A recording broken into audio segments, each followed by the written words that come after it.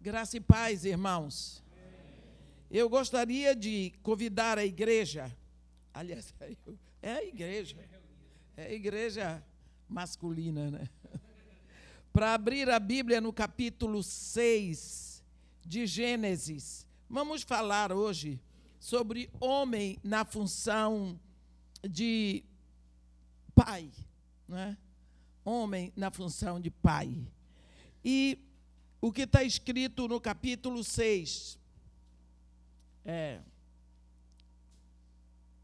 a partir do versículo 5, está escrito assim: viu o Senhor que a maldade do homem se havia multiplicado na terra e que era continuamente mal todo o desígnio do seu coração. Então se arrependeu o Senhor de ter feito o homem na terra, e isso lhe pesou no coração. Disse o Senhor: farei desaparecer da face da terra o homem que criei, o homem e o animal, os répteis e as aves dos céus, porque me arrependo de os haver feito. Porém, Noé achou graça diante do Senhor. Eis a história de Noé. Noé era homem justo e íntegro entre os seus contemporâneos. Noé andava com Deus. A terra estava corrompida à vista de Deus e cheia de violência. Viu Deus a terra, e eis que estava corrompida, porque todo ser vivente havia corrompido o seu caminho na terra. Amém. Uma das coisas que eu tenho ouvido muito, em todas as famílias, está muito difícil criar filhos hoje. Muito difícil, eles só querem saber da internet, e eles vivem no celular, e eles não querem obedecer, e eles contestam tudo. E uma das coisas que nós temos certeza é de que nós estamos vivendo num período de muita corrupção e de muita violência. Eu moro no Rio de Janeiro, posso dizer isso claramente. Eu trabalho com crianças de favela e eu sei o que está acontecendo ali, mas não é só ali. Quando você se move para famílias ricas, também está acontecendo, porque eu vivo no palácio e na favela, eu transito em todas as classes por causa do Evangelho. Então, quantas vezes nós achamos difíceis conduzir filhos nessa época? O que eu tenho ouvido de tanta gente aí cometendo suicídio, mesmo dentro da igreja. E quantos pais estão com dificuldade aí, quantas famílias com dificuldade por causa da sexualidade de seus filhos e outras coisas. Mas eu quero dar exemplo de um homem que, no meio de uma sociedade cheia de corrupção e de violência, a Bíblia diz que ele andava com Deus, era Noé. A Bíblia está dizendo que entre os seus contemporâneos, ele era um homem justo e íntegro. Quer dizer, ele se destacava pela sua retidão e pela sua integridade. A Bíblia não fala nada da mulher de Noé. Ela fala de Noé. E a Bíblia diz que por isso Deus dá uma incumbência a Noé. Ele encontrou esse coração na terra e ele mandou construir a arca para a salvação de alguns casais de animais, e ali seria salva a família de Noé. Noé tinha 3 filhos, Sem, Cão e Jafé. Os 3 eram casados e Noé construiu a arca, e quando chegou na hora, entraram todos na arca. 4 casais, 4 maridos e 4 esposas. Então, porque ele era um homem que andava com Deus, ele leva toda a sua família para a arca da salvação. Mas nós podemos ver que depois que eles ficaram lá um tempo, chegou a hora de saírem da arca. Então, nós podemos ver a família de Noé saindo da arca. Quando eles entraram, você pode imaginar, todo mundo ria de Noé, porque Noé estava construindo um navio no deserto. Ele estava todo mundo que tem que construir um navio, constrói às margens de um lago, ou do mar, ou de um rio, mas ele estava construindo no deserto. Então, era muito lógico. Que isso, não é o que você está fazendo, construindo navio no deserto? Como você vai levar isso para o mar? Foi Deus que mandou. Então, ele era motivo de riso para todo mundo. Imagina o que ele não passou. E quando a arca estava pronta e ele começou a botar os animais dentro, olha, você pode imaginar como as pessoas riam e ridicularizavam esse homem. Eu fico imaginando, na hora que Noé fechou a porta da arca, como as pessoas esmurravam aquela arca para entrar. O fato, a Bíblia deixa bem clara que todos que estavam fora da arca morreram. Todos. Só que quando eles entram na arca, entra Noé, sua esposa, seus 3 filhos, cada um com a esposa. Mas os parentes deles ficaram. Então deve ter sido um choque muito grande quando eles saem da arca e não havia ninguém. Não havia sequer um cachorro. Não havia ninguém, era um silêncio, era um mundo completamente diferente. Mas haviam caveiras, haviam esqueletos. Você pode imaginar a impressão dessas pessoas quando saíram ali daquela arca, sabendo que aquelas caveiras, aqueles esqueletos podiam ser de seus parentes. A família das noras de Noé, a família da esposa de Noé, os amigos, os vizinhos, todos tinham morrido. Então foi um momento de muito choque, de muita dor naquela família. O papel de qualquer homem seria, nesse momento, dizer, olha, vamos andar depressa, vamos fazer uma tenda para nós, vamos nos abrigar, vamos ver alguma coisa para comer, porque nós temos que começar a vida agora. Então, Noé olhou aquilo tudo e não se preocupou onde vamos dormir, o que vamos comer. A prioridade dele foi Deus. Ele toma a sua família e diz, vamos adorar. A Bíblia diz no capítulo 8 de Gênesis, no versículo 20, levantou Noé um altar ao Senhor e, tomando de animais limpos e de aves limpas, ofereceu holocaustos sobre o altar. Então, nós vemos esse homem, esse pai, esse marido, cuja prioridade era Deus.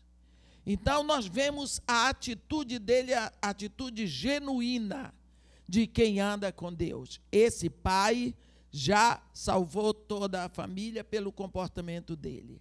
Agora, esse pai conduz a família toda para o altar de adoração. E por causa disso, a Bíblia diz que Deus faz uma aliança. E o Senhor aspirou o suave cheiro e disse consigo mesmo, não tornarei a amaldiçoar a terra por causa do homem, porque é mau o desígnio íntimo do homem desde a sua mocidade, nem tornarei a ferir todo ser vivente como fiz. Aí Deus dá uma promessa para todo o planeta Terra, para aquela família. Ele diz, enquanto durar a terra, não deixará de haver sementeira e ceifa, frio e calor, verão e inverno, dia e noite. E Deus vai fazer uma aliança com a família de Noé. Ele vai colocar um sinal nas nuvens, que nós chamamos arco-íris, de que nunca mais a terra será destruída por águas de dilúvio. Mas a Bíblia diz que no capítulo 9, no versículo 18, os filhos de Noé que saíram da arca foram Sem, Cão e Jafé. Eram 3 os filhos dele. Cão é o pai de Canaã. No versículo 19 diz, são estes os 3 filhos de Noé, e deles se povoou toda a terra. Então, Nós podemos olhar toda a população mundial e dizer: todos descendem dos filhos de Noé. Está escrito na Bíblia, são esses os 3 filhos de Noé, e deles se povoou toda a terra. Então, toda a população mundial tem o seu tronco lá nos filhos de Noé. Eu gostaria de chamar a atenção disso, porque, às vezes, nós deixamos passar muita coisa despercebida. Quando Jesus Cristo foi à cruz e efetuou a nossa redenção, pagou o preço da nossa redenção, ele disse: está tudo consumado. Não tenho mais nada para fazer aqui. Pai, nas tuas mãos entrego o meu espírito, e tudo nós sabemos que aconteceu. Mas ele havia dito para os seus discípulos, ele disse para seus discípulos: ide, antes dele subir para o céu, fazei discípulos de todas as nações, batizando-os e ensinando a eles o que eu tenho ensinado. E eis que eu estou convosco todos os dias até a consumação dos séculos. Quando Jesus Cristo diz: ide, fazei discípulo de todas as nações, isto está englobando toda a população mundial que descende dos 3 filhos de Noé. Agora, Jesus Cristo diz: mas agora vocês não vão, não saiam da cidade, até que do alto vocês sejam vestidos de poder. Quando é que vai ser isso? Recebereis poder quando vier sobre vós o Espírito Santo. Então sereis meus testemunhos em Jerusalém, em toda a Judéia e Samaria, até os confins da terra. Então, eles tinham a mensagem da redenção para entregar a todas as nações, a todos os povos, a todas as tribos, a todas as raças de todas as línguas. Jesus sobe, no dia de Pentecostes vem o Espírito Santo. Então começa um movimento na terra, começa uma dispensação chamada igreja, agora na batuta do Espírito Santo. E as coisas começam a acontecer em Jerusalém. Jesus Cristo disse: em Jerusalém, em toda a Judéia e Samaria, até os confins da terra. Começa tudo em Jerusalém, mas a igreja estava bonitinha ali em Jerusalém. Parece que Jerusalém era os confins da terra. E os anos se passando. Então, Deus permite que haja o julgamento e a condenação de Estevão no capítulo 7 de Atos. No capítulo 8, a Bíblia diz que Paulo assolava o caminho, entrando pelas casas e pegando homens e mulheres, os encarcerava. Isso produziu a primeira diáspora da igreja. Por quê? Porque Estevão foi apedrejado. Isso deu um ibope muito grande para Paulo e para os fariseus.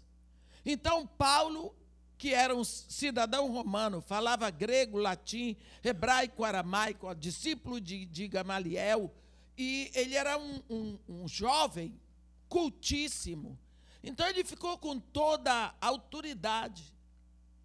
Ele entrava pelas casas, prendia os irmãos. A Bíblia diz que a perseguição foi tão grande, que todos os cristãos, com exceção dos apóstolos, deixaram Jerusalém. Agora, vem o Espírito, no capítulo 8, isso está acontecendo já na batuta do Espírito Santo. No capítulo 8, então, a Bíblia, capítulo 8 de Atos, fala da primeira grande diáspora da igreja. A igreja se espalhou para todo canto, porque nós sabemos que crente tem medo de morrer. E quando os crentes lá em Jerusalém vão morrer, todos eles deram no pé, largaram tudo, os apóstolos ficaram, mas eles foram e se espalharam. Só que à medida que eles iam para cá, para Antioquia, para Síria, para Samaria, eles iam levando a palavra. Porém, agora o evangelho vai sair dos termos de Israel. Então, ele vai atingir a população mundial. A população mundial é descendente dos 3 filhos de Noé. A Bíblia diz, são estes os 3 filhos de Noé, Sem, Cão e Jafé. E deles se povoou toda a terra. A impressão que nós temos é que o Espírito Santo olhou para o pai, Noé. Para o pai. Aqui a gente vê a fidelidade de Deus para com o pai, que procura agradar a Deus acima de tudo. Noé, como pai, deixa 3 filhos, agora vem o Espírito Santo. E para todo o desenvolvimento ali, em Atos, para levar o evangelho primeiro à descendência de Noé. Porque no capítulo 6, no capítulo 8 de Atos, o Espírito Santo dirige a salvação na direção do filho chamado Cão.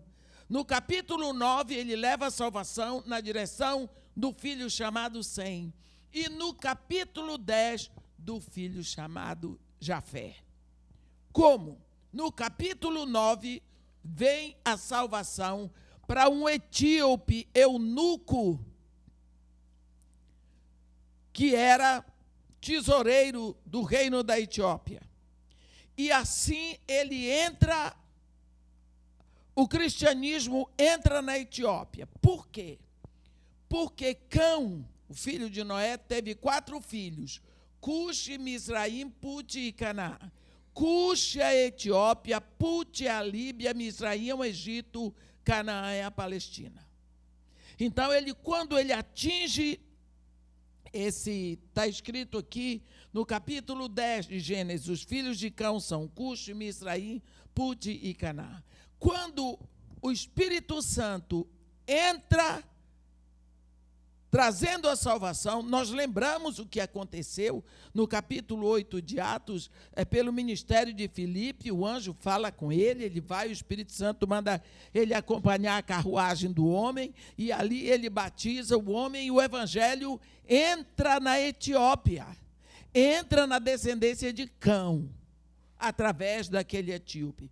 No capítulo 9, o Espírito Santo dirige a salvação para a família de Sem, de forma específica, porque Paulo, é a conversão de Paulo, e Paulo é semita, ele descende de Sem, ele é descendente de Abraão. Abraão é da tribo de Sem. Eu morei na terra de Abraão 3 anos, extremo sul do Iraque, fronteira com o Kuwait. Lá era Noé, Abraão, essa gente boa toda. Então, no capítulo 9, ele dirige a salvação para outro filho chamado Sem, com a conversão de Paulo. E no capítulo 10, ele vai levar a salvação para a família de Jafé. Por quê? Porque ele entra na casa do gentio, de um gentio chamado Cornélio. E Cornélio, por ser gentio, ele descende de Jafé. Se vocês olharem aqui mesmo no capítulo 10 de Gênesis, você vai ver os filhos de Jafé são Gomer, Magog, Madai, Javá, Tubal, Meseque e Tiras. Esses aqui são habitantes ali da Europa, especialmente naquela região dos Montes Urais, naquela região toda ali da Rússia. Quando você lê Ezequiel 38 e 39, você vê Deus dizer para o profeta: volta o teu rosto contra Gog, príncipe de Magog, da terra de Magog, príncipe de Ros, Meseque e Tubal. Ros, algumas Bíblias não têm Ros, porque Ros é a reunião de todos os povos de língua russa. Então, aqui ele atinge os gentios que descendem de Jafé. Então, nós vemos essa direção total do Espírito. Antes de partir para todas as nações, sem direção, ele direciona para o tronco. Sem cão, Jafé, ele direciona a salvação na direção de cada filho de Noé. Então, aqui nós vemos como Deus usa da sua fidelidade para um pai. Ele honra a família de Noé, porque Noé era um homem que andava com ele. Uma das coisas mais difíceis hoje de fazer é encontrar homens que oram pela sua família, homens que oram com a sua esposa, homens que chegam diante de Deus trazendo todos os seus filhos. Quando nós olhamos a situação aqui de Noé, Noé não apenas ele andava com Deus, mas ele, entre os seus contemporâneos, a Bíblia diz que ele era íntegro e justo. Quer dizer, ele era um homem que tinha testemunho de vida. Um homem que tem testemunho de vida, o testemunho dele é aparente. O testemunho dele é aparente. Quantas vezes eu tenho falado isso com as pessoas? Hoje em dia está tão fácil encontrar pais que são tão bonzinhos. Eles são tão bonzinhos com os filhos dele que parece até que Deus é mau. E pelo fato deles serem tão complacentes, eles se tornam coniventes. Quando nós vemos a história de Eli, ele era o sumo sacerdote. A Bíblia não diz que Eli fez isso ou aquilo errado, mas Eli tinha 2 filhos, Hofni e Finéias. Eles eram sacerdotes do templo, mas eles praticavam imoralidade sexual com as mulheres que atendiam a porta da tenda da congregação. Eli sabia. Ele simplesmente chama os filhos. E lá em 1 Samuel, eu fico tão triste quando eu vejo aquele negócio, aquele jeito de falar com filho. Filhos meus, um homem mole, que não sabe lidar, que tem que educar os filhos. Aqui diz assim, no 1 Samuel 2, versículo 23, por que fazeis tais coisas? Pois de todo esse povo ouço constantemente falar do vosso mau procedimento. Não, filhos meus, porque não é boa fama esta que ouço. Estás fazendo transgredir o povo do Senhor. Veja se isso é um jeito de se falar com o filho que está pecando e levando os outros a pecar. Eles eram sacerdotes. O papel desse pai era ter mandado os 2 fora dali. Mas não, era filho, porque o melhor filho para educar é o filho dos outros. O nosso a gente sempre acha uma desculpa. Resultado, quando chegou a hora H, esses 2 morreram na guerra, os 2 filhos de Eli. Quer dizer, quem morre na guerra morre como herói, derrotado, mas morre. Agora, quem foi que morreu com morte de maldição foi Eli. Porque ele caiu da cadeira, quebrou o pescoço e morreu por sufocamento. E morte de sufocamento na cruz é morte por maldição. Porque ele de complacente se tornou conivente. Se nós não ensinarmos para a criança desde pequena que não é não, sim é sim, porque criança experimenta a gente. Uma vez eu estava ali no Morro Dona Marta, tem uma mina. Pode faltar água da rua, mas a mina sempre tem água. Vem de lá da montanha, onde tem um Cristo Redentor. Eu estava conversando com a senhora e a menina dela era lá do meu projeto. Mãe, posso ir na casa da Raimunda? A mãe, não. Mãe, eu quero ir na casa. E eu lá ouvindo. Eu não podia fazer nada. Fosse lá na casa de Maria Marta, era diferente. Tá? A mãe disse não 4 vezes. Olha, vai, pelo amor de Deus, vai. Eu disse, calma. Fulana, se eu aqui, a tia Edmeia, dissesse não, você ia insistir? Ah, não. Eu disse, você está vendo? Quando eu digo não, ela sabe que é não. Mas quando você diz não, ela insiste, porque o seu não pode virar sim. É só ela insistir, ela vence pelo cansaço. Essa menina está com 7 anos. Daqui a mais 7 anos, ela vai insistir com você, para ir em qualquer lugar que não deve, e ela sabe que insistindo você vai deixar. Você não está educando sua filha.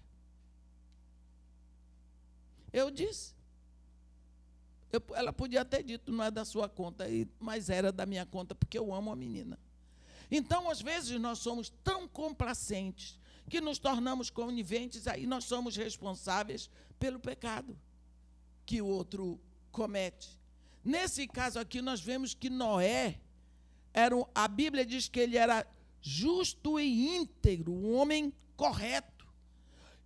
Quem diz, a Bíblia não diz que ele perguntou para os filhos, alguém de vocês quer ficar fora da arca? A Bíblia diz que ele entrou com os filhos e as noras e a esposa dele.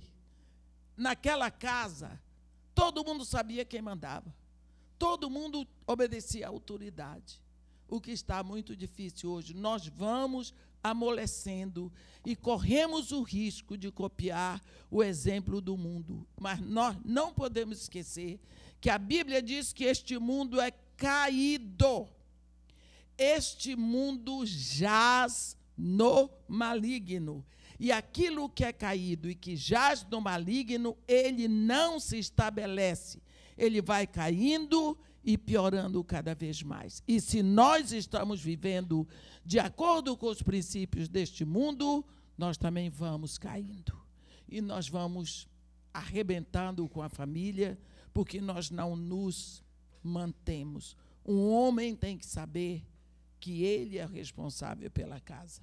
Você vê aqui Noé, quando ele sai da arca, ele conduz a família para o altar de adoração. Olhe a família de Noé. A Bíblia diz que delas povoou toda a terra dos 3 filhos. E quando vem o Espírito Santo vai direto na família de Noé. Ele ocupa, assim que começa a diáspora da igreja. No capítulo 8 de Atos, ele vai atingir um etíope na direção de Cão. Um semita, que é Paulo de Tarso, na direção de Sem, e um descendente de Jafé, que é Cornélio. Porque você vê a fidelidade de Deus, o jeito arrumado de Deus fazer. Está vendo, Noé? A salvação em meu filho foi direcionada imediatamente para a tua família. Uma das coisas que eu sempre orei, depois que aconteceu minha conversão, que minha conversão aconteceu no Iraque, exatamente na terra de Abraão. Eu orava pelo Iraque, eu sempre orei pelo Iraque. Iraque, Israel, Inglaterra e Brasil. E eu dizia, Senhor, no meu coração existe uma certeza, que tu não deixarás a terra de Abel, a terra de Adão, a terra de Noé, a terra de Abraão, sem conhecer a salvação no descendente, que é Jesus Cristo. Eu tenho certeza no meu coração que o Senhor há de fazer alguma coisa pelo Iraque. E agora, quando eu vejo essa profusão de conversões no Iraque, eu fico tão feliz de saber que tudo começou ali e a salvação em Jesus Cristo está chegando lá. Eu fico feliz de ver, porque no Iraque foi construído um Estado só para matar cristãos. O ISIS, ali descendo de Bagdá para a Síria, fundaram um Estado ali onde era a Torre de Babel, só para matar cristão. Todos os dias eles matam cristão, todos os dias é sangue derramado, todos os dias tem sacrifício de filhos de Deus. Por quê? Porque o caminho de sangue está voltando para o lugar onde foi derramado o primeiro sangue de um mártir, de Abel, que foi ali. Então, nós vemos assim como Deus, ele se compraz na vida de um pai de família que segue com ele. Nós podemos ver lá em Atos 10, tem um homem O nome dele é Cornélio, vamos logo ver Cornélio.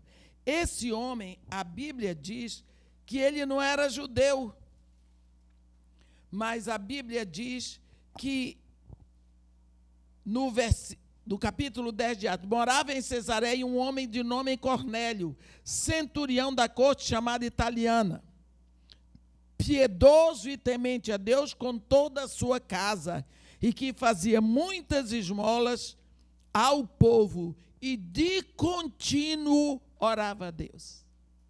Pensa o que é você ter um pai que de contínuo ora a Deus. Lógico que a família dele está coberta. Está debaixo do guarda-chuva dele, está coberta. Por quê? Porque ele orava a Deus. De contínuo. Olha o que a Bíblia diz deste homem. Um dia, só que este homem não conhecia Jesus Cristo. Não conhecia a salvação em Jesus Cristo.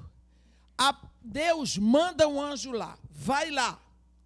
O anjo diz para ele, Cornélio. E o anjo lhe disse, as tuas orações e as tuas esmolas subiram para a memória diante de Deus. Do Cornélio, o pai, o marido é que orava. Não está falando nada que se os filhos faziam, se a mulher fazia. Mas ele fazia. E o anjo diz para ele mandar mensageiros a Jope, para trazer Pedro, que estava lá em Jope, para ali, para a casa de Cornélio. Aí teve tanta coisa que aconteceu, Pedro vem. E quando Pedro chega lá, Cornélio diz para ele, aqui no versículo 33, portanto, sem demora, mandei chamar e fizeste bem em vir. Agora, pois, estamos todos aqui na presença de Deus, prontos para ouvir tudo o que te foi ordenado da parte do Senhor. Eu gosto desse versículo. Porque quando você sai de casa, você vem para a igreja, você deixa a sua família, você trabalhou o dia todo, que eu tenho certeza que aqui ninguém estava deitado o dia todo. Trabalhou o dia todo e gastou dinheiro, está cansado, tem família, queria ficar em casa, sofá bacana, mas vem para cá. Vem para cá. Para quê? Para ouvir tudo o que foi ordenado ao pregador da parte de Deus. Portanto, eu levo muito a sério o púlpito por causa disso, que o povo vem, não é para ouvir nada a meu respeito, não, é para ouvir o que Deus mandou falar. Né? E Pedro, então, começou a falar.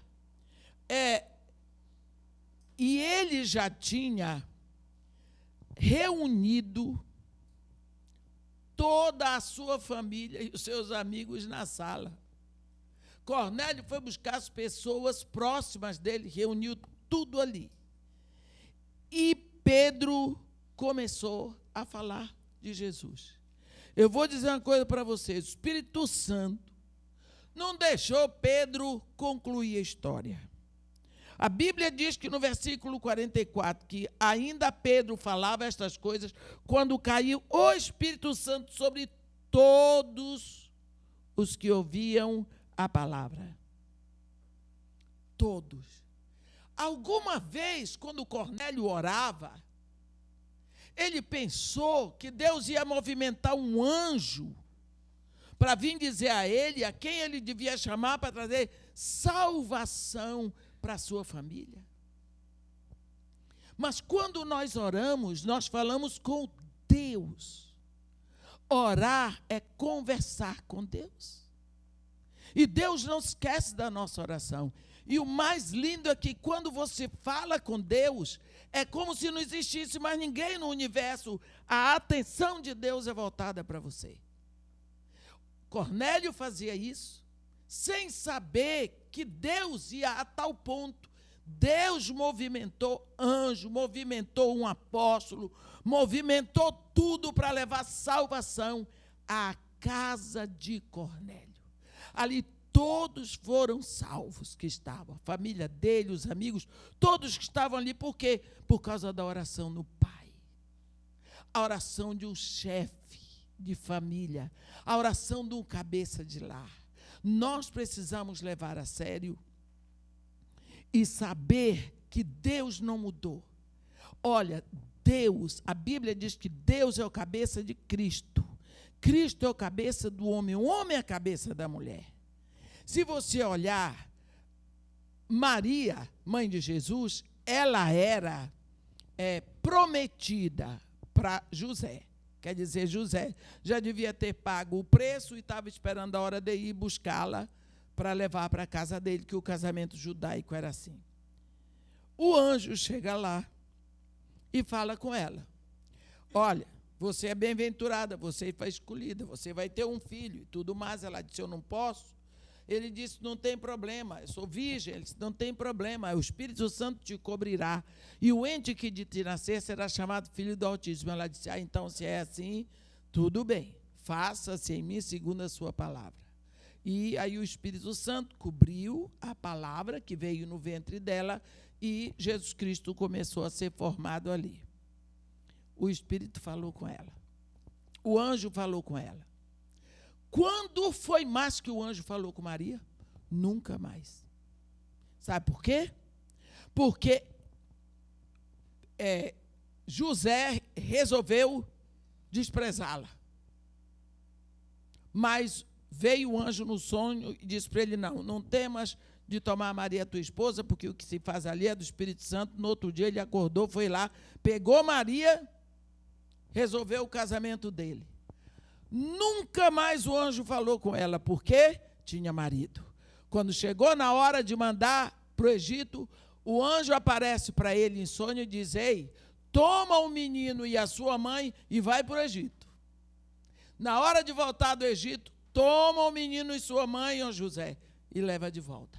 Quer dizer, tinha marido. Deus então fala com o marido. Não significa que Deus está de mal com a esposa, mas Deus tem princípios, e o princípio dele é que o marido é o cabeça. Então, ele manda as coisas pela cabeça e ele recebe pela cabeça. Não significa que a mulher está proibida de orar, não é isso. É que muitas vezes nós nos esquecemos do papel relevante que tem a pessoa do homem numa casa. Sara já tinha morrido e Abraão já tinha morrido quando Isaac estava numa situação muito difícil. Ele foi expulso da terra de Abimeleque e para ir para Berseba tinha que atravessar o deserto, mas a situação era muito difícil, porque havia umas caravanas de ismaelitas e Ismael era o maior inimigo que Isaac tinha, porque era o primeiro filho de Abraão. Ele odiava Isaac. E Isaac agora tinha que atravessar o deserto. Como? Então Isaac resolveu seguir uma trilha que o pai dele tinha feito uma vez, porque o pai dele vinha abrindo poços no deserto.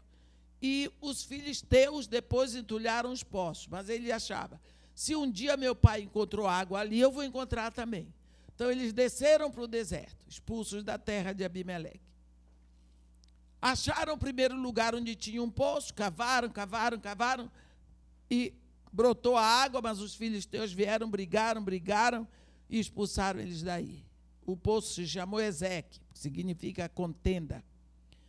Desceram, não sei quanto tempo depois, encontraram outro lugar, onde também Abraão tinha feito um poço, mas os filisteus encheram de terra, eles cavaram. E quando a água brotou, festa. Os filisteus vieram de novo, o poço recebeu o nome de Sitna, que quer dizer ódio. Tiveram que descer, não dava para ficar lá. E mais adiante, muito mais, encontraram outro lugar, tiraram o entulho, era muito longe, os filisteus não vieram. Esse poço se chamou Reobote, que significa prosperidade. Era o poço da prosperidade. Durante todo esse tempo, Isaac tinha medo, porque a qualquer momento no deserto, a caravana dele podia ser saqueada pelos ismaelitas. Vocês lembram que foram os ismaelitas que levaram José e venderam no mercado escravagista do Cairo. Eles saqueavam outras caravanas, eles matavam, eles roubavam, eles vendiam pessoas como escravas. Era isso que podia acontecer com ele. Mas a Bíblia diz que quando, depois de Reobote, no capítulo 26 de Gênesis, depois de Reobote, eles foram para Berseba. E no capítulo 26 de Gênesis, diz assim, no versículo 23, diz, dali subiu para Berseba. Na mesma noite, lhe apareceu o Senhor e lhe disse, eu sou o Deus de Abraão, teu pai. Não temas, porque eu sou contigo. Abençoar-te-ei e multiplicarei a tua descendência por amor de Abraão, meu servo. Deus aparece para Isaac só agora. Por que Deus não se apresentou para Isaac na hora que ele foi expulso da terra de Abimeleque? Porque Deus queria provar para Isaac, eu tomo conta de ti, rapaz. Ele atravessou o deserto todo sem água, toda vez que achava água, os filisteus tomavam. Ninguém morreu de sede. Nenhuma ovelha dele morreu. E não apenas isso, eles não foram saqueados. Agora que ele acabou de atravessar o deserto, Deus aprende, ele vai para Berseba e Deus aparece e diz para ele, ei, eu sou o Senhor, o Deus de Abraão, teu pai. Olha só. Por que Deus se apresentou para ele e o pastor não se apresentou aqui? Porque todo mundo sabe quem é o pastor. Mas ele me apresentou, porque ele disse, tem gente aqui que não conhece a irmã Edmélia. Então, se Deus se apresentou para Isaac, é porque Isaac não o conhecia. Isso pode acontecer. Você é um homem de Deus, você é fiel e tudo mais, mas seu filho pode ser que não conheça a Deus. Deixa eu dizer uma coisa para vocês. Eu nasci numa família de cristãos. Meu pai, eu tocava órgão na igreja. Pensa bem. Batista, ouvia tudo. Eu não era convertida, eu era crente. É aquele negócio, não bebo, não fumo, não vou na boate, não faço nada disso. Sou crente, mas não é nascida de novo. Não é? Então eu não conhecia a Deus. Eu passei a conhecer a Deus depois da minha real conversão que aconteceu no Iraque, quando eu estava com 32 anos. O que eu quero dizer é que Isaac não conhecia o Deus do pai dele. Por isso que Deus se apresenta. E Deus diz assim, eu sou o Deus de Abraão, teu pai, eu não sou o teu Deus. Eu sou o Deus dele. Olha, Deus falando para esse filho. Aí ele diz para Isaac, não temas. Por que Deus diz para Isaac, não temas? Quer dizer, eu sei que tu estás com medo esse tempo todo. Não temas porque eu sou contigo. Ele diz, abençoar-te-ei. Multiplicarei a tua descendência por causa de ti, não, por causa de Abraão, meu servo. Quer dizer, tudo o que eu estou fazendo e que eu vou fazer não é por causa de você, não, porque eu não sou o seu Deus. Eu vou fazer por causa do seu pai, porque ele era meu servo. O que é que nós aprendemos nisso? Aprendemos que Abraão deixou oração e serviço na poupança de Deus para o filho dele. Às vezes nós nos preocupamos em deixar tantas coisas para os nossos filhos. Não é? Eu agradeço a Deus que meu marido deixou apartamento, hoje eu não tenho que pagar aluguel, deixou pensão, eu não preciso me preocupar com o meu sustento. Mas Abraão deixou algo que ninguém podia tirar de Isaac, porque toda a riqueza de Abraão ele deu para Isaac. Mas Isaac podia ter perdido isso tudo no deserto, ter sido roubado, ter sido saqueado pelos ismaelitas.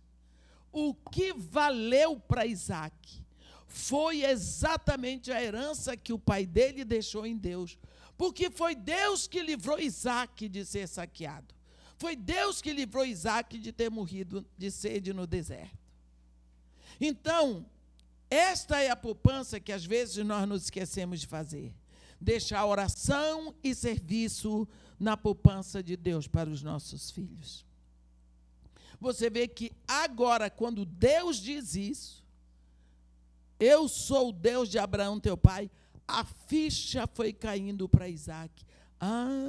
Aquele Deus que meu pai servia, aquele Deus que meu pai falava, aquele Deus que tirou meu pai lá da Caldeia, aquele Deus a quem meu pai entrega dízimo, ele começou, aí ele levantou aí um altar, e ele se rendeu ao Deus de Abraão, tanto que quando Deus vai se revelar para Jacó, Deus diz, eu sou o Deus de Abraão, teu pai, e de Isaac.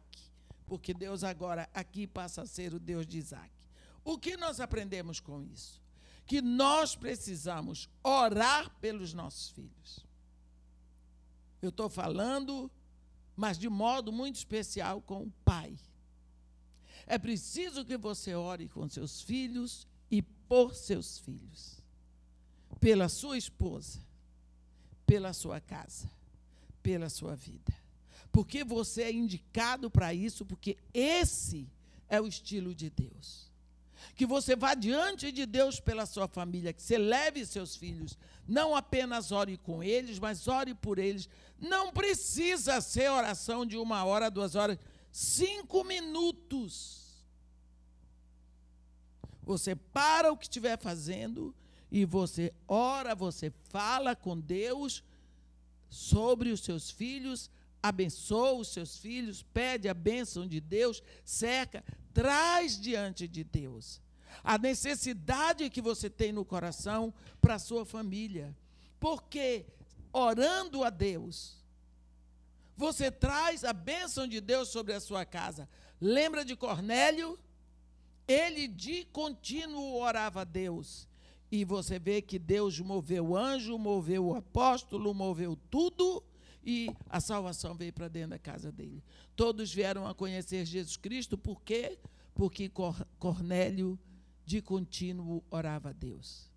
Você vê Noé? Noé era um homem que andava com Deus, e ele achou graça diante de Deus. Resultado, Deus podia ter feito as coisas diferentes, mas ele simplesmente disse, não, eu quero uma arca, porque assim Noé será salvo com sua família. E por causa disso, você vê até depois, quando vem o Espírito Santo, ele direciona a salvação para os 3 filhos de Noé. E você vê aqui Abraão, depois de morto, depois que ele já tinha ido, Deus vem suprir a necessidade do filho de Abraão, porque Deus estava olhando para Isaac desde muito tempo, mas agora ele se revela, ele fala com Isaac, porque é evidente o que Deus fez na vida dele. Você vê que até os próprios inimigos dele, quando vieram, disseram, vimos claramente que o Senhor é contigo, Isaac. Quer dizer, ninguém atravessa um deserto assim como você atravessou, sem água e não morreu, sem ser saqueado. Você simplesmente, toda vez que achava água nós tomávamos, e vocês sobreviveram. Vimos claramente que o Senhor é contigo. Quer dizer, dava para todo mundo ver a mão poderosa de Deus sobre a vida de Isaac. Por quê? Porque o pai dele orou a Deus por aquele filho. Porque o pai dele ia diante de Deus por aquele filho. Uma das coisas visíveis na nossa família é a bênção de Deus sobre nós, e todos nós sabemos que foi por causa do papai. O papai era um homem que orava. Cometeu alguns erros, ele caiu em adultério uma vez na vida e eu nasci. Eu sou filha do adultério dele. Mas ele era um homem que orava. E nós sabemos, nós vivemos em paz todos, graças a Deus, mas uma coisa é certa, um pai que ora, a sua família está protegida. Ele cobre a sua casa. Você não tem que se preocupar com outras coisas se você ora pela sua casa, se você ora pela sua família, se você ora com eles. Você, às vezes, pensa que a oração tem que ser uma coisa fenomenal. Não. Orar é falar com Deus. A Bíblia diz que Deus falava com Moisés face a face, como qualquer homem fala com seu amigo. Não é? Oração é conversa. Você precisa abrir o coração com Deus, abra o coração com Ele, diga para Ele a sua preocupação com seus filhos, coisas que às vezes você não pode dizer para sua esposa, às vezes uma preocupação que você não pode dizer para seus filhos. Fala com Deus, que é seu pai, Ele que lhe fabricou no ventre da sua mãe. Ele sabe das suas preocupações como homem nesse momento, Ele sabe do que ele vai na alma. Procura andar com Deus. Procura desenvolver essa intimidade com Deus. E você vai ver as coisas mudarem. O seu coração vai ficar mais leve. Vai se encher de alegria. E Deus, o Senhor Deus, abençoará os seus filhos sempre, mesmo quando você não estiver mais aqui. Você vê que Abraão já tinha morrido, mas o Deus a quem ele orou não morreu. Abraão já tinha morrido, mas o Deus a quem ele serviu não morreu. E porque esse Deus nunca morre, na hora que seu filho estiver numa dificuldade, atravessando um deserto, cercado de inimigos, ele vai lá e cobre. Por quê? Por causa do Pai que orou a Deus. Isso é visível. Amém? Ó Senhor Deus nosso Pai, nós te pedimos neste momento, ó Pai, que haja um fortalecimento no coração dos teus filhos que estão aqui. Nós te pedimos neste momento, Senhor, desata todos os nós, quebra todas as amarras que os afastam do lugar da oração. Cria neles um coração que te busque, que te queira cada vez mais. Dá a eles o dom de querer orar a ti, de querer trazer a sua família toda aos teus pés. Abençoa e guarda essas famílias aqui representadas. Toma essas famílias nos teus braços eternos. Batiza a casa desses irmãos com uma unção nova de alegria. Faz resplandecer sobre eles o teu rosto e dá-lhes a tua paz. Amém.